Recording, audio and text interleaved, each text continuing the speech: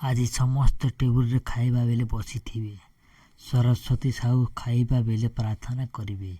ଆମେମାନେ କେବେ ବି ଖାଇବା ପୂର୍ବରୁ କେବେ ବି କରିନଥିଲୁ। ଆଜି ଭଲ ଲାଗିଲା। ସମସ୍ତ ଲୋକମାନଙ୍କୁ ଧନ୍ୟବାଦ ଦେବାର କଥା। ଏମିତି କହି ସରସ୍ୱତୀ ସାହୁ କହିବେ। ତେଜସ୍ କହିବେ, ଆଗେ ପ୍ରାର୍ଥନା କରିବି, ତାପରେ ହିଁ ମୁଁ ଖାଇବି। ସରସ୍ୱତୀ ସାହୁ କହିବେ, ମୁଁ ତୋତେ ଶାଶୁ ମାଆର ହିସାବରେ ସ୍ନେହ ଦେଇପାରିବି ନାହିଁ। କ୍ୟାମେରା ବନ୍ଦ ଅଛି ବୋଲି ତୋ ଟିକିଏ ସାହାଯ୍ୟ କରିବା ପାଇଁ ତୋ ପାଖକୁ ଚାଲି ଆସିଲି।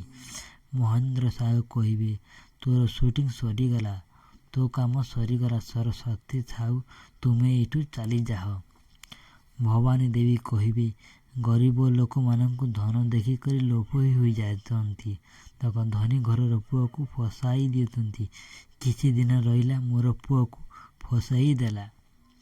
ତ୍ରିନାଲି ଡାକିବ କୃଷିକାଙ୍କୁ, ତୁ ମୋତେ କାହିଁକି? ତ୍ରିନାଲି ଡାକିବ କୃଷିକାକୁ। କୃଷିକା, କହ, ତୁ ମୋତେ ଗୋଟିଏ କଥା କୁହ। ତୋତେ ମୁଁ ପାଳି ପୋଷି କରି ବଡ଼ କରିଅଛି। ତୋର ସବୁ ଇଚ୍ଛାକୁ ମୁଁ ପୂରା କରିଅଛି। ତୋତେ ଦୁନିଆରୁ ସବୁ ଖୁସି ଦେଇଅଛି। ତୋ ମନରେ କାହିଁକି ମା ଡାକ ଆସୁଛି? କାହିଁକି ଆସିଲା?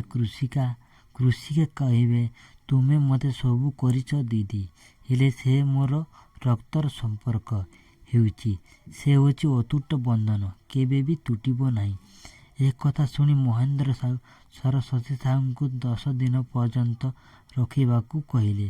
ତେଜସ୍ଙ୍କ 10 ଦିନ ପରେ ଜନ୍ମଦିନ ଅଛି, ତାହାପରେ ଚାଲିଯିବ। ଭବାନୀ ଦେବୀ କହିବେ, ରାଗିଯାଇ ପୁଣି ତମେ ଭଲ ପାଇବା ଆରମ୍ଭ କରିଦେଲ। ଟିକେ ଏକୁଟିଆ ରହିବାକୁ ଦିଅ। ଏମିତି କହିବେ ଭବାନୀ ଦେବୀ। ଭିଡ଼ିଓଟି କେମିତି ଲାଗିଲା?